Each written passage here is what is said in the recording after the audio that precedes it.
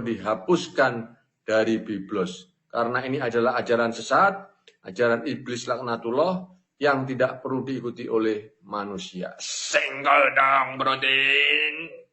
Baik, menyambung kembali si Brodin tadi. Sekali lagi, saudaraku yang dirahmati oleh Allah, teroris tidak akan pernah hilang selama amanat agung masih ada dalam Biblos. Dan amanat agung diimani, lalu diwujudkan dengan segala cara, bahkan dengan segala kekuatan yang mereka miliki, seperti negara-negara oten, sehingga negara-negara yang lain pun dijadikan sebagai ladang ya untuk mempraktekkan amanat agung, mengadu domba, membunuh, membinasakan. Terus sekali lagi tercipta kedamaian ini jika amanat agung boleh dilenyapkan atau dihapuskan dari Biblos. Karena ini adalah ajaran sesat, ajaran iblis laknatullah yang tidak perlu diikuti oleh manusia. Senggol dong, Brodin. Ya, baik, kita akan menyambung senggol. kembali si Brodin tadi.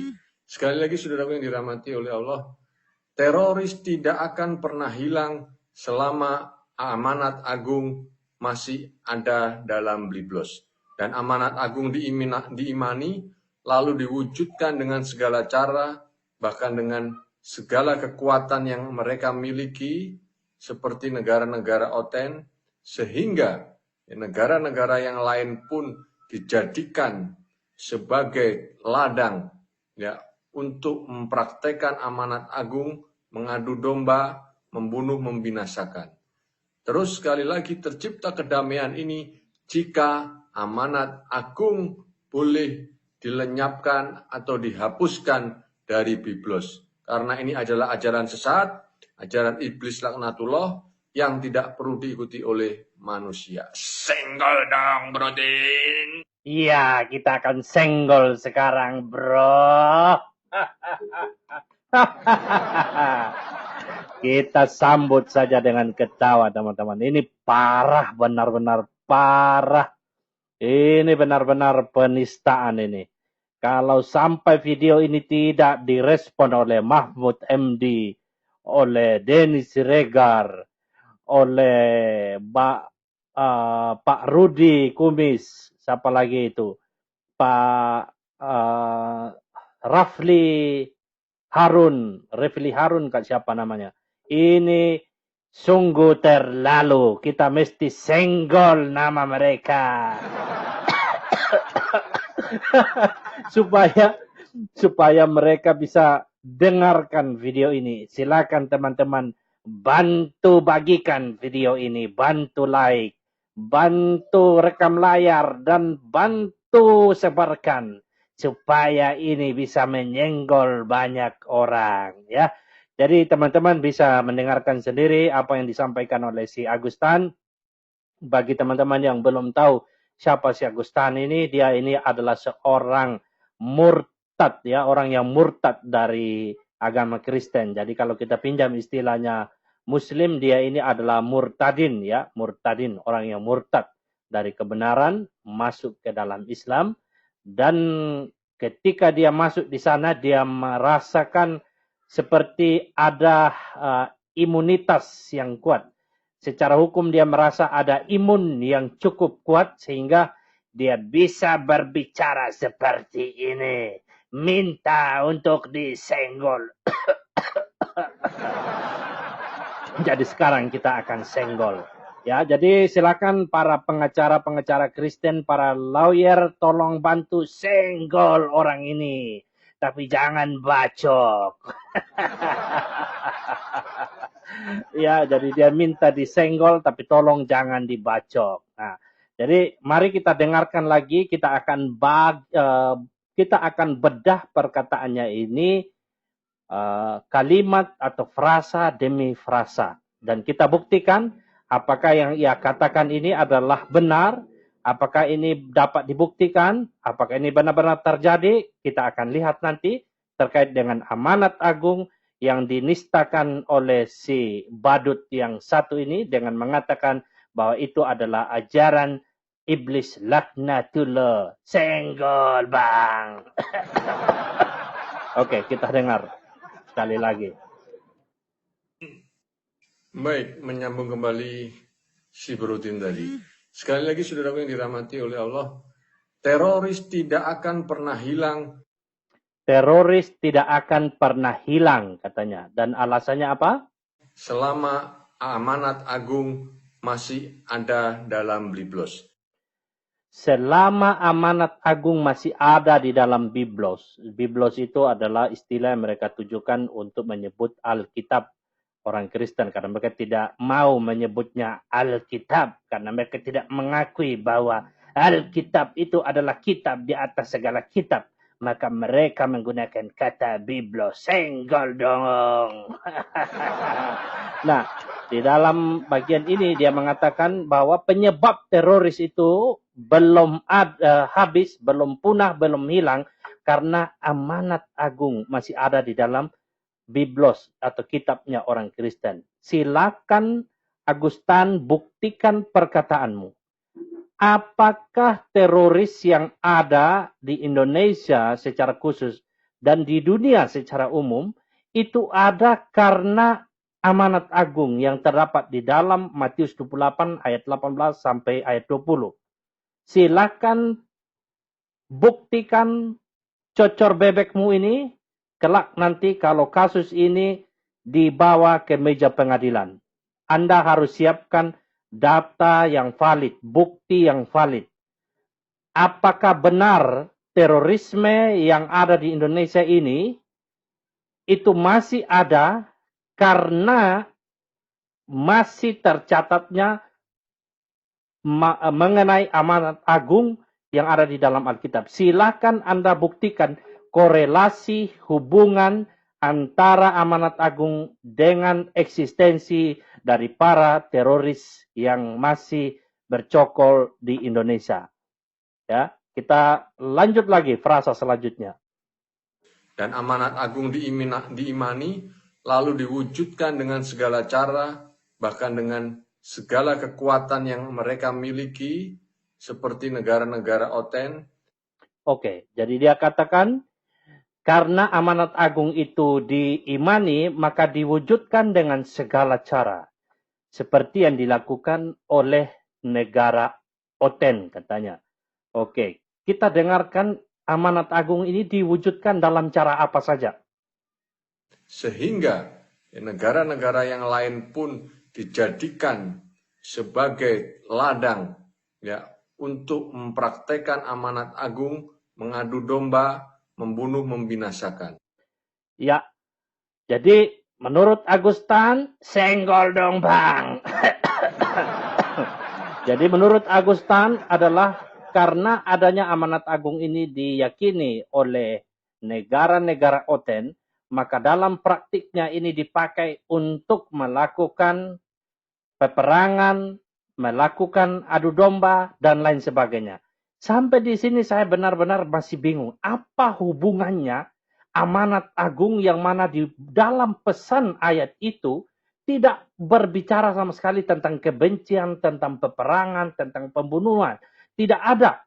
Tetapi bagaimana Agustan bisa menghubungkannya? Nanti silahkan pernyataan cocor bebekmu ini dibuktikan kalau kasus ini dibawa ke pengadilan. Kita dengar lebih lanjut. Terus sekali lagi tercipta kedamaian ini jika amanat agung boleh dilenyapkan atau dihapuskan dari Biblos.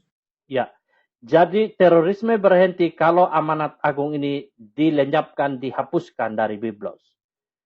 Jadi ini kalau kita paralelkan dengan apa yang dikatakan oleh Pak Saifuddin Ibrahim, maka di sini dia juga meminta untuk ayat mengenai amanat agung itu dihapuskan. Nah, kalau perkataan Pak Saifuddin Ibrahim itu dinilai ketika dia mengusulkan untuk penghapusan 300 ayat, maka saya berharap orang-orang seperti Pak Mahfud MD atau siapa lagi, seperti mereka yang selama ini berkomentar tentang kasus Pak Saifuddin, kali ini mereka juga kembali berkomentar. Ya, Seharusnya mereka tidak bisa diam. Karena ini kalau kita lihat, ini usulan atau permintaan yang sama. Kalau mereka mengatakan seseorang meminta untuk penghapusan sejumlah ayat dan mereka menuduh, mereka mengatakan itu adalah sebuah tindakan penistaan, tindakan yang menimbulkan kekacauan, menimbulkan keributan, maka seharusnya mereka juga berkata pada kasus Agustan. Kita dengarkan lebih lanjut. Senggol dong bang. Karena ini adalah ajaran sesat, ajaran iblis laknatullah yang tidak perlu diikuti oleh manusia. Jadi dia katakan, ajaran tentang amanat agung itu adalah ajaran sesat, ajaran iblis laknatullah, ajaran yang tidak patut diikuti oleh manusia. Nanti sebentar bagi teman-teman muslim yang penasaran tentang amanat agung, kita akan lihat. Apakah benar ayat itu adalah berbicara tentang perilaku setan, berbicara tentang tindakan-tindakan yang disukai oleh iblis laknatullah, kita akan lihat. Ya. Jadi jelas di sini sudah ada sebuah klaim. Klaim yang jelas-jelas adalah sebuah penistaan. Manakala ketika Murtadin Agustan ini mengatakan amanat agung yang ada di dalam Biblos, Anda tidak perlu lagi mengatakan, oh dia tidak menyebutkan ayatnya di mana. Jelas sekali amanat agung itu adalah hanya dimiliki. Terminologi ini hanya dimiliki oleh orang Kristen. Tidak dimiliki oleh agama Buddha, agama Hindu. Jadi jangan pula nanti Anda membangun alibi, membangun alasan sedemikian rupa dengan mengatakan, oh Agustan kok tidak menyebutkan itu ada di kitab siapa. Ini jelas juga dia mengatakan Biblos dan itu terminologi istilah yang selalu ditujukan kepada Alkitab orang Kristen. Ya. Jadi siap-siaplah untuk mempertanggungjawabkan cocor bebek Anda. Kita dengarkan apa yang dikatakan selanjutnya. Senggol dong, Brodin. Senggol dong, Brodin, katanya. Saya nggak tahu siapa yang dimaksud Brodin di sini, tapi dia senggol sambil memberikan tanda tangan seperti menyayat leher ya. Itu sebuah simbol atau sebuah aksi yang menunjukkan seseorang sedang melakukan penggorokan atau pemotongan leher lah. Kurang lebih itu isyaratnya seperti itu ya. Jadi tanpa berpanjang-panjang kita lihat lagi mengenai ayat yang dibahas oleh Agustan.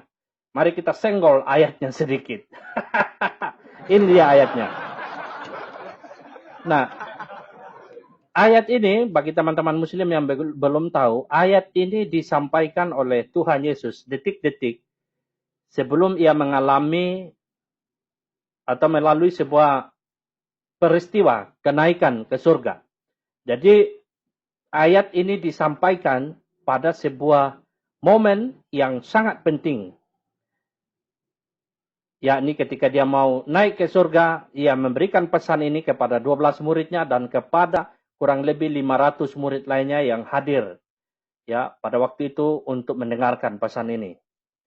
Tuhan Yesus berkata begini, di dalam ayat tersebut berbunyi demikian mulai dari ayat 18. Yesus mendekati mereka, artinya murid-murid, dan berkata, kepadaku telah diberikan segala kuasa di sorga dan di bumi. Ya, kalau kita baca ayat ini jelas sekali bahwa Tuhan Yesus mendeklarasikan dirinya bahwa dia memiliki segala kuasa di sorga dan di bumi. Dan ayat ini menunjukkan dan mendeklarasikan bahwa Yesus adalah benar-benar Tuhan, Sang Firman yang telah jadi manusia, ya. Dan dia mendeklarasikan bahwa dia punya kuasa di sorga dan di bumi. Dan setelah memberikan deklarasi ini, Tuhan Yesus melanjutkan di ayat 19, karena itu, dia memberikan amanat, sebuah pesan. Karena itu, pergilah, jadikanlah semua bangsa muridku, dan baptislah mereka dalam nama Bapa dan Anak dan Roh Kudus. Dan ajarlah mereka melakukan segala sesuatu yang telah kuperintahkan kepadamu. Dan ketahuilah, aku menyertai kamu senantiasa sampai kepada akhir zaman. Kembali lagi di bagian ini kita lihat bahwa Tuhan Yesus memberikan pesan bagi orang Kristen. Semua orang Kristen, bukan hanya untuk mereka pendeta, penginjil, guru injil, vikaris, bagi misionaris bukan. Tetapi kepada semua orang percaya itu diperintahkan untuk pergi menjadikan semua bangsa murid Tuhan Yesus. Dia tidak suruh untuk pergi bangun denominasi gerejamu, bawah bendera gerejamu, tidak. Maka kami para Kristuber tidak sedang bawa gereja, ya, tidak bawa denominasi. Tapi dia katakan pergi jadikan semua bangsa muridku. Dia juga tidak berkata pergi jadikan mereka supaya semua jadi orang Kristen, tidak. Ya. Tapi di sini dikatakan pergi jadikan semua bangsa muridku. Dan saya mau katakan kalau orang Kristen pergi untuk memberitakan Injil, untuk menjadikan semua bangsa menjadi murid Yesus, ini adalah bagian dari ibadah orang Kristen. Orang Kristen sedang mentaati akan firman Tuhan. Ya, jadi berhenti bagi kalian yang menuduh bahwa ketika kami memberitakan Injil, itu adalah sebuah aksi tindakan Kristenisasi. Itu sangat keliru. Ini adalah bagian dari ibadah kami. Seharusnya negara tidak boleh melarang orang Kristen untuk mentaati akan ajaran Alkitabnya. Negara harusnya mengayomi, mendukung. Kalau orang Kristen pergi untuk memberitakan Injil, untuk menjadikan semua orang menjadi bangsa, menjadi murid Tuhan Yesus. Ya, jadi kalau Anda perhatikan pada bagian ini, sama sekali tidak berbicara tentang pergilah, perangilah mereka yang tidak mau menjadi muridku. Bantai, bunuh, tenggelamkan, tebas, senggol, bacok. Bagi mereka yang tidak menerima pemberitaan kalian, tidak ada. Ya, kalau Anda melihat juga di bagian lainnya, misalnya dalam Markus 16 yang berbicara tentang amanat agung yang sama, juga tidak memiliki pesan atau nada-nada atau kalimat-kalimat yang berisi ya seruhan atau arahan atau nasihat atau amanat atau pesan untuk melakukan tindakan kekerasan. Ya, dan sampai hari ini saya belum pernah melihat ada orang Kristen yang pergi memberitakan Injil sambil menodongkan senjata, menodongkan atau memalangkan pedang di leher seseorang. Tidak pernah. Tidak pernah orang Kristen memberikan syarat. Kamu masuk Kristen, atau kamu dibunuh, atau kamu keluar dari tempat ini, pergi ke tempat sana, atau kamu harus bayar pajak yang mahal. Tidak pernah. Orang Kristen tidak pernah melakukan hal ini. Dalam sepanjang pengamatan dan dalam sepanjang saya belajar. Tidak pernah. Di Indonesia pun tidak pernah. Ya, tetapi Agustan dengan berani-beraninya mengatakan bahwa orang Kristen telah mentaati amanat agung dengan melakukan adu domba, propaganda, melakukan pembunuhan, peperangan dan lain sebagainya. Dan Agustan harus buktikan di manakah ada orang Kristen yang melakukan tindakan itu dengan berdasarkan pada ayat ini. Ya, jadi silakan juga negara memfasilitasi kami di dalam mencari keadilan. Jangan sampai negara menjadi diam.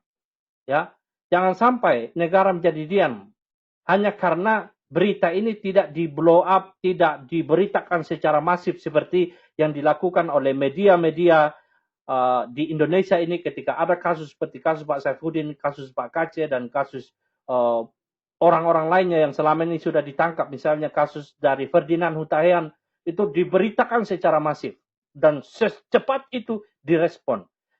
Jangan sampai TNI atau Polri melakukan tindakan ketika ada sebuah reaksi atau ada tekanan. Jangan sampai hukum kita ditegakkan ketika ada reaksi terlebih dahulu, ada tekanan terlebih dahulu. Jangan sampai. Seharusnya hukum ditegakkan manakala ada pelanggaran terjadi. Ya, jadi jelas dalam ayat ini sama sekali tidak dapat dibuktikan melalui ayat ini ada orang Kristen yang melakukan peperangan. Dari ayat ini saja kita tidak melihat bahwa ini adalah ajaran iblis laknatullah seperti yang diajarkan oleh Agustan. Justru karena ayat inilah peradaban manusia berubah. Justru karena ayat inilah kita harus akui di Indonesia mengalami perubahan. Ada begitu banyak tempat-tempat yang dulunya terbelakang, dulunya tertinggal. Tetapi kehadiran para misionaris, kehadiran berita Injil, mata orang terbuka. Dulu peperangan antara suku sering terjadi. Seperti yang terjadi di Papua. Peperangan antara suku sering terjadi. Tapi ketika berita Injil sampai di sana, kedamaian terjadi. Ya, meskipun ada masalah-masalah politik lainnya yang terjadi, tetapi banyak persoalan-persoalan antara suku satu dan suku yang lainnya terselesaikan karena adanya berita Injil, yaitu berita damai sejahtera. Dan hal ini dapat dibuktikan. Ada begitu banyak tempat yang oleh karena adanya kebenaran ini terjadi sebuah transformasi di dalam satu suku. Dan hal ini menyangkali apa yang dikatakan oleh Agustan. Dan bagian terakhir, teman-teman, mari kita bandingkan dengan bagian ayat ini. Saya terus terang juga kaget ketika pernah ditunjukkan dalam satu kesempatan live streaming, ada seseorang yang menyebutkan dan menunjukkan ayat ini. Nah, ini kita bandingkan. Ayat ini terdapat di dalam Qur'annya tentunya, dalam At-Taubah ayat 29. Saya tidak menafsirkan, saya hanya mencoba untuk membandingkan terkait dengan amanat agung yang disampaikan oleh Agustan dan dikatakan sebagai ayat iblis. Ya, mari kita perhatikan, ini bicara juga tentang sebuah misi dakwah. Ya, ini bicara ini hampir, kalau kita lihat temanya hampir selaras dengan tema amanat agung. Dan kita lihat dalam terjemahan yang ada di sini dituliskan demikian. Perangilah orang-orang yang tidak beriman kepada Allah dan hari kemudian. Anda lihat di sini, perangilah orang-orang yang tidak beriman kepada Allah. Jadi, orang yang tidak beriman kepada Allah, yaitu Tuhan yang disembah oleh orang Muslim, di sini dikatakan perangilah. Karena orang-orang itu tidak beriman kepada Allah dan hari kemudian, maka orang itu diperangi. Perangilah. Kita lanjut. Mereka yang tidak mengharamkan apa yang telah diharamkan oleh Allah dan Rasul-Nya, dan mereka yang tidak beragama dengan agama yang benar, dalam kurung agama Allah, ya, dalam kurung yaitu orang-orang yang telah diberikan kitab, hingga mereka membayar jizya, dalam kurung pajak, dengan patuh, sedangkan mereka dalam keadaan tunduk. Anda perhatikan ayat ini, ya. Jadi siapa yang diperangi di sini? Yaitu orang-orang yang tidak beriman kepada Allah, yang tidak beriman kepada hari kemudian, mereka yang tidak mengharamkan apa yang telah diharamkan oleh Allah, dan mereka dan Rasul-Nya, dan mereka yang tidak beragama dengan agama yang benar, dalam kurung agama Allah, yaitu orang-orang yang telah diberi kitab, orang-orang itu harus diperangi. Ya. Jadi harus diperangi, di sini dikatakan kata sambung hingga mereka bayar jizya. Jadi sampai mereka orang-orang itu yang tidak beriman kepada Allah itu dan tidak beragama sesuai agama yang benar itu, maka di sini ada syarat mereka membayar jizya, pajak, ya, dengan patuh, sedangkan mereka dalam keadaan tunduk. Silakan teman-teman yang ngerti bahasa Arab, tolong Anda baca ayat ini dalam bahasa Arabnya. Ya, karena kadang-kadang katanya di dalam terjemahannya ada yang kurang pas katanya. Tetapi bagi teman-teman yang ngerti bahasa Arab, terutama teman-teman Muslim, tolong Anda baca baik-baik bagian ayat ini. Tolong Anda pahami kata demi kata, frasa demi frasa, hubungan antara satu kalimat dengan kalimat yang lain. Dan tolong Anda renungkan makna dari ayat ini. Ya. Tolong Anda renungkan baik-baik. Ya, saya tidak menafsirkan, saya hanya menunjukkan kepada Anda. Ya. Dan ayat ini kalau saya perhatikan ini bicara tentang dakwah, bicara tentang syiar agama. Dan seperti di dalam ayat amanat agung ini bicara tentang syiar agama atau dakwah. Tetapi di dalam bagian ini jelas sekali Tuhan Yesus tidak mengajarkan kami untuk menjadikan orang-orang yang belum percaya kepadanya, menjadikan mereka murid, yaitu dengan cara seperti yang dikatakan oleh Agustan, yaitu melalui adu domba, perang, ya, tidak ada. Bahkan ayat ini dari narasinya juga kita tidak menemukan tanda, ciri bahwa ayat ini adalah ayat iblis laknatullah seperti yang dituduhkan oleh Agustan.